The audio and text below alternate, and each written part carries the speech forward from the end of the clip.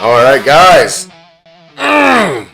welcome back to part 4 of my high intensity philosophy series, where today we'll be going over recovery. And recovery is probably one of the most misunderstood things in modern fitness. And today I'm going to be going over exactly why I think this way. So without further ado, let's just get right into it. So first things first, I'm going to go into some of the laws that actually govern recovery and some of the theory work, the theory crafting that has been built around the principles. So first, we're going to get into the law of supercompensation. Right? This is the backbone of recovery, essentially. Supercompensation is a foundational principle in sports science and athletic training that describes how the body adapts to physical stress. It refers to the process where after a training session that depletes energy stores and causes fatigue, the body recovers and then rebuilds itself to a higher performance capacity than before, a state known as supercompensation. The process involves 4 phases: your initial fitness or your baseline training, your depletion phase. The workout stresses the body, temporarily reducing performance. The recovery phase, the body repairs itself, restoring baseline fitness. Supercompensation, the body adapts beyond baseline, achieving a higher level of performance. Okay, so supercompensation is rather simple. It works like such. You have your initial fitness baseline level. This first initial phase is just what your natural baseline is, whether you work out or not. Okay, phase 2 is the training. Okay, so you're creating fatigue and structural damage if you're doing things correctly, which I am teaching you to do through high intensity training. Okay, so this is phase 2. Phase 3 is the recovery from said training. Now, unfortunately, this is what most people think fitness is this recovery back from the damage you did. But this is not fitness, okay? Because if you allow overcompensation, you see what happens there? This rises up into a new baseline, and you have adapted. Okay? I mean, it really... I'll get my damn giant shadow out of the way. It doesn't get more simple than this. Let's move right on into the next law or principle. So now you have SAID principle, the specific adaptation to imposed demand. It is a fundamental concept in exercise science and physiology, stating that the human body adapts specifically to the demands placed upon it. The body will develop physiological and biomechanical changes that are tailored to the exact type of stress or activity it undergoes. The sentence right here is literally explaining also supercompensation. So you see how these two principles actually work with each other. For example, if you perform resistance training with heavy weights and low repetitions, your body will adapt by increasing strength and muscle size.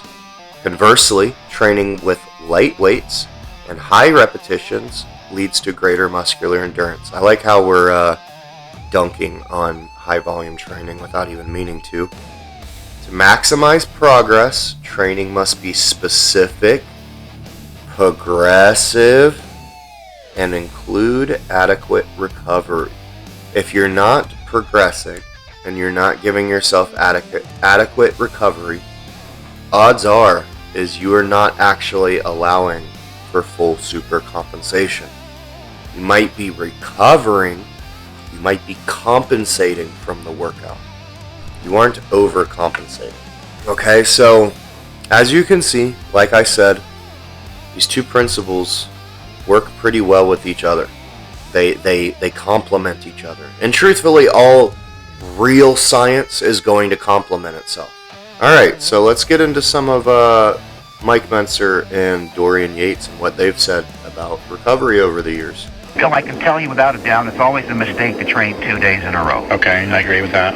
You have to understand that, again, the body doesn't grow during the workout, it grows during the rest periods. Right. We have learned through observation that training 2 days is always a mistake because 24 hours between workouts is not enough time to allow for full recovery and full growth. Right. The first thing you do after a workout, Bill, is not grow but recover. Mm-hmm. Right? Right. Put back what was used up. When you're done working out, you don't feel the same as you did before the workout, do you? Right. You're exhausted. Something was used up. The first thing your body will do after the workout, therefore, is devote its energy and resources to recovery or compensate for the exhaustive effects of the workout. That takes time. It doesn't happen in 5 minutes. It can take up to several days for some people. It can take up to several days for some people. And here's the thing. I think Mike was really onto something here. Okay, but in this clip he's talking about working out the same body part 2 days in a row and how it needs more time in between that. I agree with that to an extent because what Mike and Dorian have suggested over the years is training multiple times a week and that's okay because you're maximizing on avoiding localized fatigue within muscles you've already damaged. But unfortunately, the central nervous system does not work that way. But we'll get into that shortly. Let's move on to the next clip. The process of recovery is not completed zippo immediately upon completion of the workout. In fact, the completion of the recovery process itself may take up to 5 days or even longer in some cases before the body even has a chance to start building the mountain on top of the muscle. And if you train again before the recovery process is completed, you will short-circuit the growth production process entirely. That's correct. The recovery process alone may take up to several days itself to be completed before the body has a chance to even start building the muscle. Again, 100% true, guys. He's distinguishing the difference between phase 3, which is recovery, and phase 4, which is overcompensation or supercompensation. Building extra structural integrity so the damage that occurred the last time does not happen again at the same intensity. You have to do more. You have to progress. Progressive overload is built off the back of supercompensation. You cannot progressively overload if you are not recovering and allowing your body to even adapt to the stress that you put it through last time. And this works even for high intensity training too. You know, you'll hear on this channel, I do think that high intensity is the most optimal way for human beings, especially natural human beings, to go about working out. But it does not matter if you are training in the most efficient way to become bigger if you are not allowing yourself time to recover to become big. Some of Dorian here. If you don't allow enough time for the recovery phase, you're not going to get the growth phase at the end. So it's very important to train intensely enough and then to have enough time in between those workouts for those muscle groups to recover and get the overcompensation or the growth. Most body parts, I would recommend training somewhere between 5 and 8 days. Most people once a week is enough to really train a muscle group properly. I love that advice, dude. This is perfect advice. And for a second I was worried he was going to start he was going to stick with the term recovery, but he did clarify that you need to overcompensate. And then I love how he even told people, like, look, 5 to 8 days roughly is a pretty good window of when you can expect not just recovery but overcompensation. For most people, one explosive all-out bout of high-intensity training is all you need once a week. If you want to grow, you have to train with intensity. And if you want to recover from that intensity, you need to rest intensely. It's that simple. You don't You don't get to train with intensity and then recover with adequacy. You have to recover with the same degree of patience and intensity as you do with high intensity training. So really, you're growing outside the gym. So that's what you should be thinking about. You know, you're growing when you're resting, you're growing when you're eating, you're growing when you're sleeping. Here is to send the message. And to send the message that I need more strength and muscle mass is to make the muscles work very intensely, but you can't do that for a long period of time. Dorian, I think, in his later years, I think grasped the fullness of this concept more so than he did even when he was competing. It's true. You don't grow in the gym. You cause damage and actually weaken yourself in the gym. You grow stronger and bigger and more powerful and more capable when you are resting. You know, I think this is where, like, you need to learn to love the time outside of the gym just as much as you do in the gym, because that time outside of the gym is where the real gains are being made. That's where the magic is actually happening. One thing I want to address, because a lot of people bring this up and it's totally the wrong way around. Oh yeah, that's okay. You only train for 1 hour 4 times a week because you're on steroids. Yeah, it's a competitive bodybuilder, you will be on steroids. But steroids, what do? Help your recovery ability. Yeah, so if you're a natural bodybuilder who's not taking steroids and you train hard, you cannot train more than 3 or 4 times a week. You won't recover. So what you have is professional bodybuilders take steroids and they train 6 times a week. It's not ideal, but they can recover because of the help that they get from the steroids to recover. But I was like, I would rather do the most effective training and use the steroids together rather than using the steroids to overcompensate for some ineffective training. Try to do Ronnie Coleman's training, see what happens. You'll get smaller because you will not recover from the stress. You're breaking down, not building up. So there is one tiny thing I'll correct here. He did say if you're not taking steroids, training more than 3 to 4 times a week is too much and you won't recover. I'll say training more than twice a week is too much and you won't recover. And we'll get into steroids and pharmacology in a later video, because that is something that has plagued this industry for a long time. It's not that I necessarily have anything against enhancement drugs, just that they are used to compensate, as Dorian said, for a lack of efficient training. I think if most people, including elite bodybuilders, were to train with high intensity and allowed themselves to recover for longer periods of time, even with the steroids, they would actually be bigger and freakier, and they wouldn't have to take as many drugs to make it happen. And likewise, we're going to get into it here in just a minute, but even though steroids might help you recover locally, localized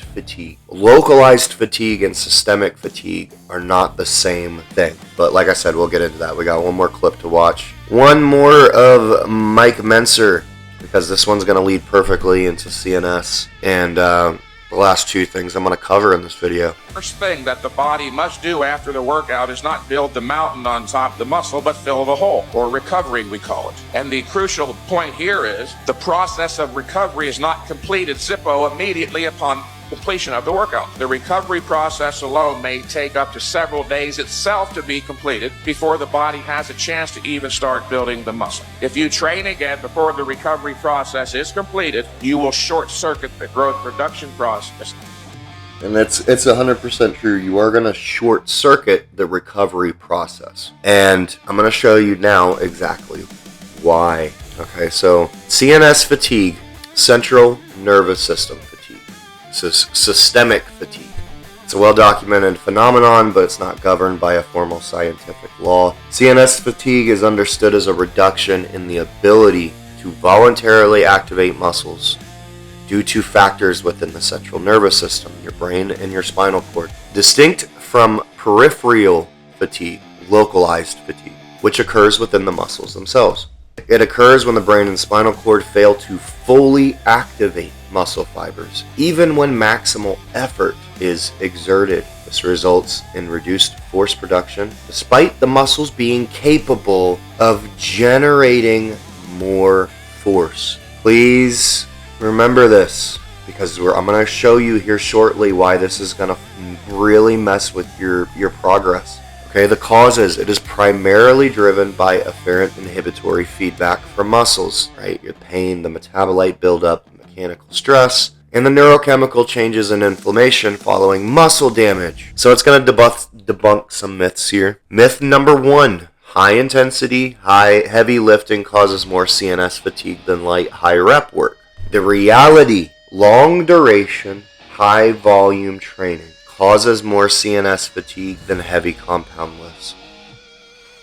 Myth number 2: compound lifts like deadlifts are more fatiguing to the CNS than isolation lifts. The reality: there is no strong evidence to support this. Both can induce CNS fatigue depending upon volume and intensity. Myth number 3: CNS fatigue takes longer to recover from than the muscle fatigue. While it can persist, recovery timelines vary and is often less prolonged than commonly believed. I believe that it's roughly 1 in 1. The degree to which your muscles are going to recover in your genetic disposition is going to be the same degree to the CNS recovery. In practice, CNS fatigue impacts strength, power, and hypertrophy by reducing motor unit recruitment. Central nervous system fatigue manifests as a pervasive, full-body exhaustion that persists despite adequate rest. Key symptoms include, now guys, please read and listen to this list, because this is going to describe like 80 to 90% of gym goers in modern times. Persistent tiredness and lethargy. Feeling drained even after a full night's sleep. Come on guys, we've all been there. We've all experienced this on a regular basis. Cognitive impairment. Difficulty concentrating. Memory problems. Brain fog.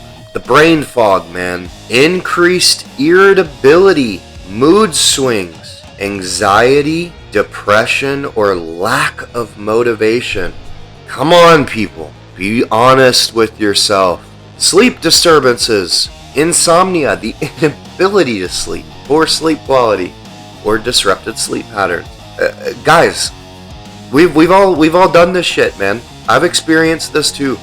Okay, we've all suffered from CNS fatigue by chasing high volume, high frequency programs.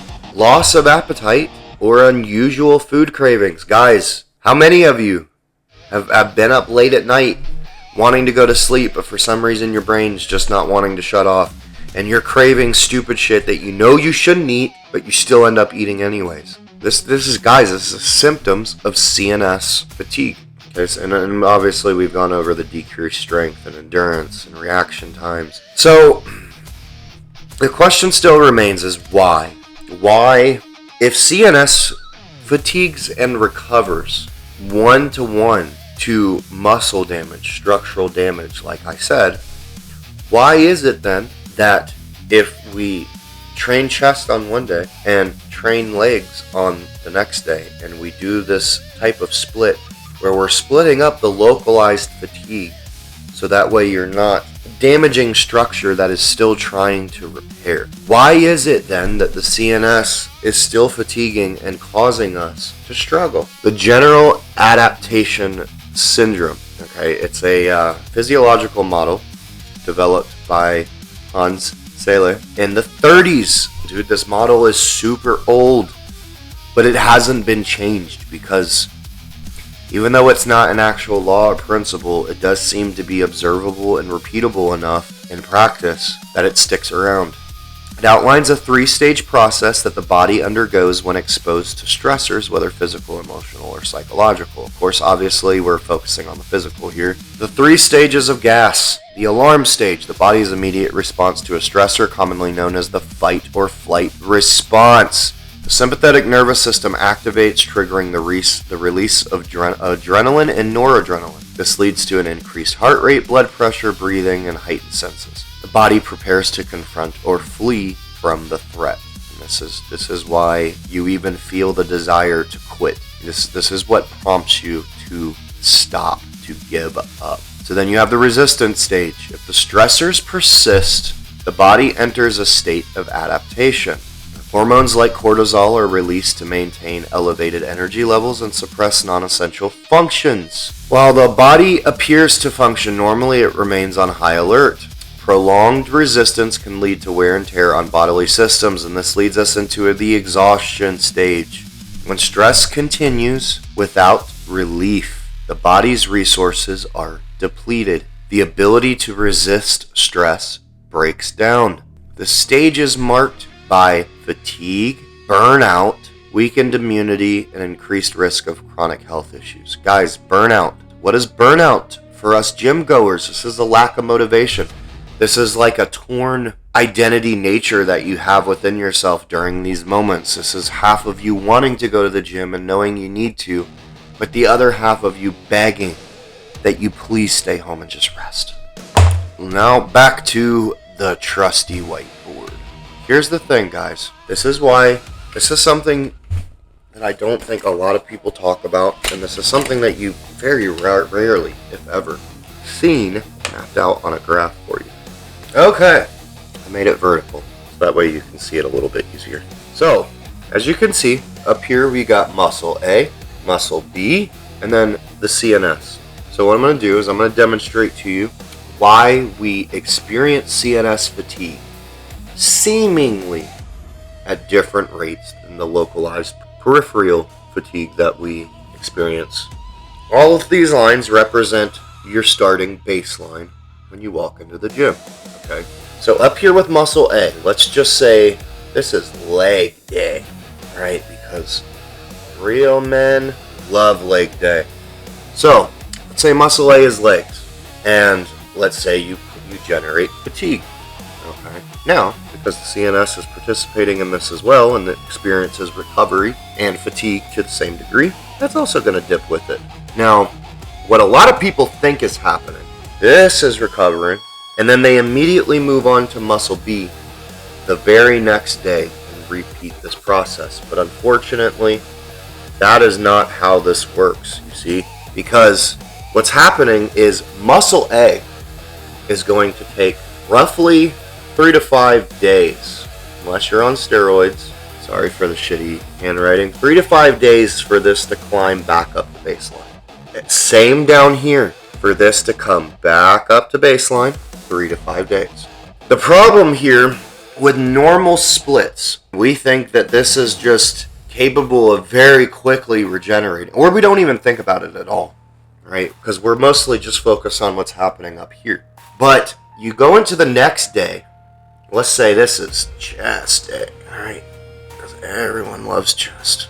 Okay, chest day is muscle B. So you did legs yesterday. It's going to take 3 to 5 days for localized recovery. However, you're immediately moving into chest today. So while you are creating a new hole of recovery in the localization of your chest, and even though this is separate from this, the problem that you have here is, let's say it kind of slightly went up a little bit overnight because you recovered overnight from muscle A, but now because you're digging into chest day and you didn't allow your CNS to recover, look what you're doing.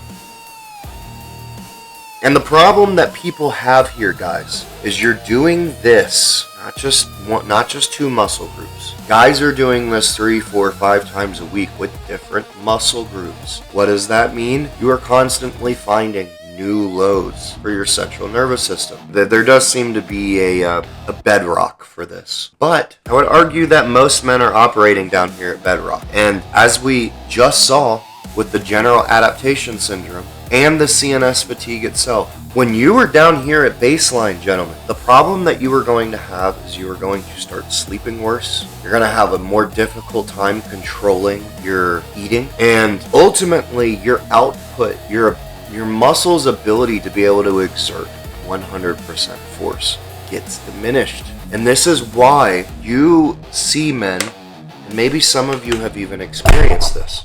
You go into the gym one day, say you bench 225, and let's even say you're doing, 5 days a week, but you're only doing each body part once, right? Which sounds good. It sounds like each body part is getting a whole entire week to recover. This is why you go into the gym and ultimately end up in spite of the fact that you gave yourself a week's worth of recovery for your chest, you still go into chest the next day and get the same exact numbers you did last time, if not worse. And even though you might feel good, even though the muscle might feel like it's recovered, your central nervous system just won't allow for it. And that's what most men are experiencing. Recovery is just as much, if not more important than the training itself. And it's like, yeah, you know, if you don't train with the right stimulus, you're going to grow significantly less than you should, if at all. But it doesn't matter if you're training perfectly. If you're not recovering even adequately, let alone perfectly, you're not going to grow the way you want to grow, man. It's that simple. So, yeah, man, easy topic to cover. Because next time I'm going to do a really hard, difficult video on nutrition. Because nutrition is a part of recovery, obviously. You can't grow if you don't eat. So come back next time, where I will likely piss everyone off. Peace be with you.